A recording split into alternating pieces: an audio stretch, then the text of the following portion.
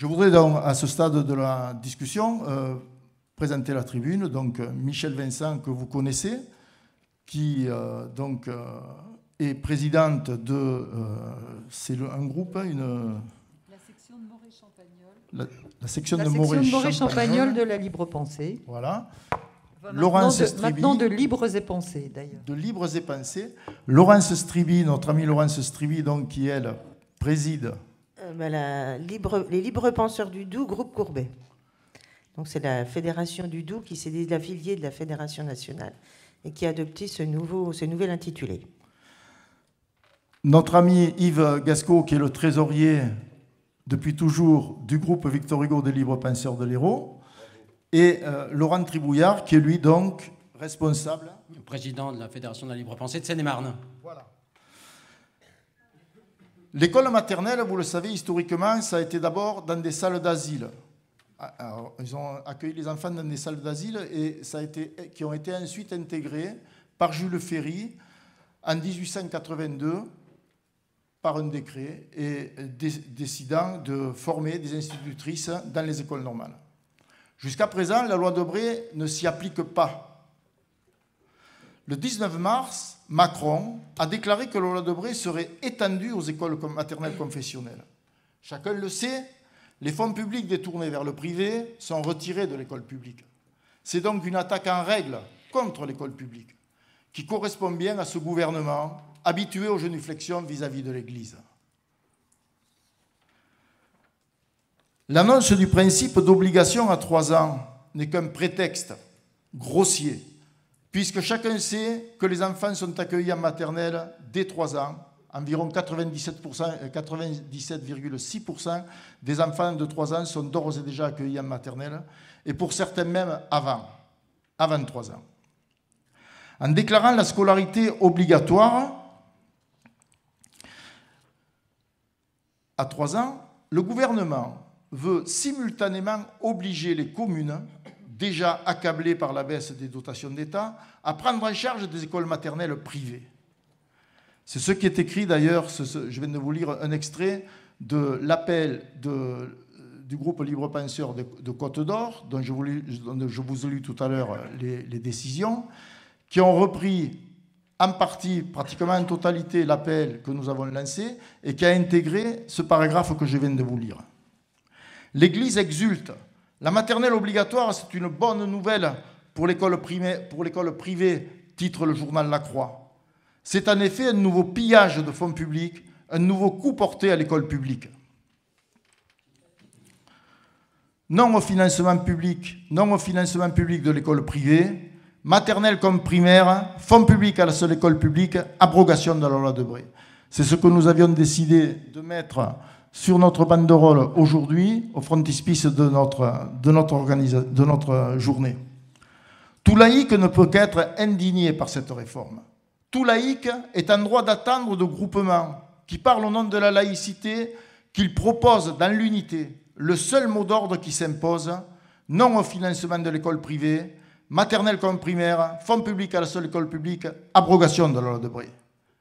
Ne fallait-il pas formuler comme nous le formulons en disant abrogation de la loi Debré? Ne fallait-il pas formuler en disant retrait du projet Macron de financement des maternelles confessionnelles? Des laïcs peuvent-ils se contenter des déclarations de principe ambiguës, mais qui ne débouchent jamais sur l'action laïque contre la politique anti-laïque de ce gouvernement?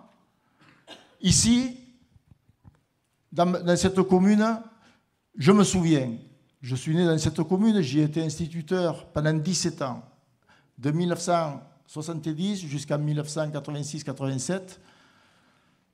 Je me souviens, j'avais à ce moment-là 14 ans, qu'en 1960, les laïcs se sont organisés pour préparer le grand rassemblement de Vincennes qui s'est conclu par le serment de Vincennes. Je vais vous le lire.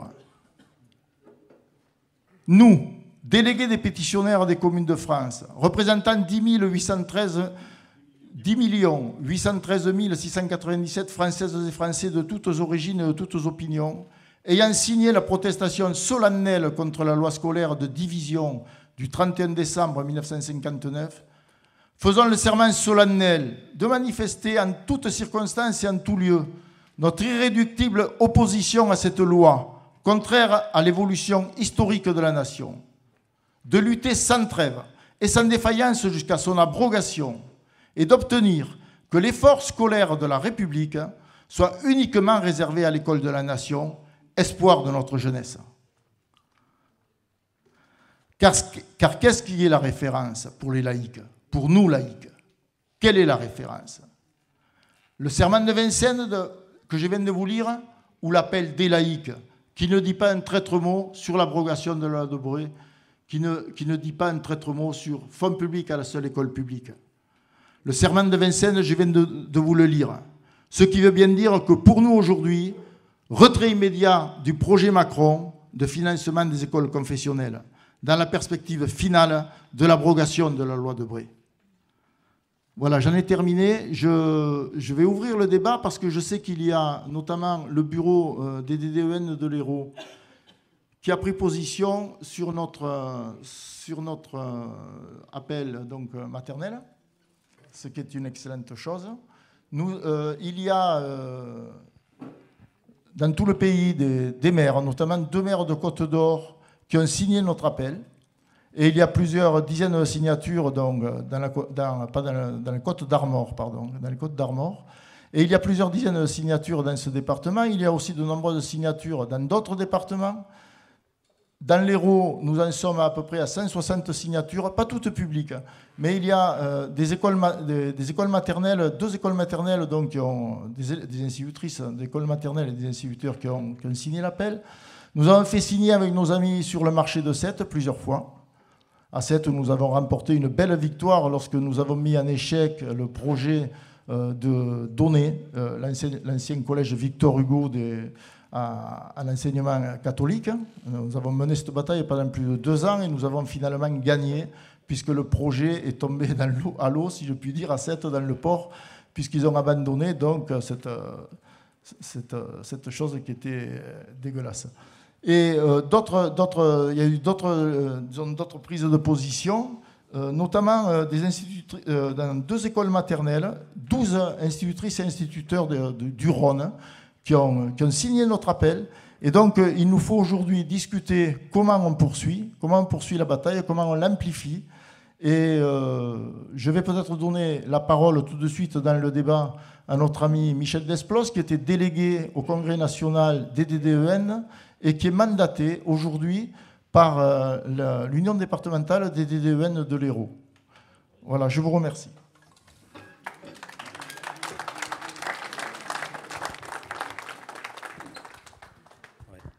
Je rectifie, ce n'est pas Michel, c'est Gérard. Bon, c'est une confusion entre différents amis d'Alain. Hein. Je crois que... Bien, effectivement, l'Assemblée, c'est pas le bureau, c'est l'Assemblée générale des DDEN de l'Hérault qui a pris une position très claire concernant la laïcité, hein, dans son AG de Saint-André de Saint-Gonis.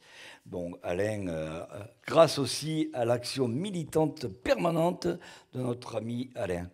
Donc, c'est une résolution qui a été adoptée à l'Assemblée générale du 26 mai 2018.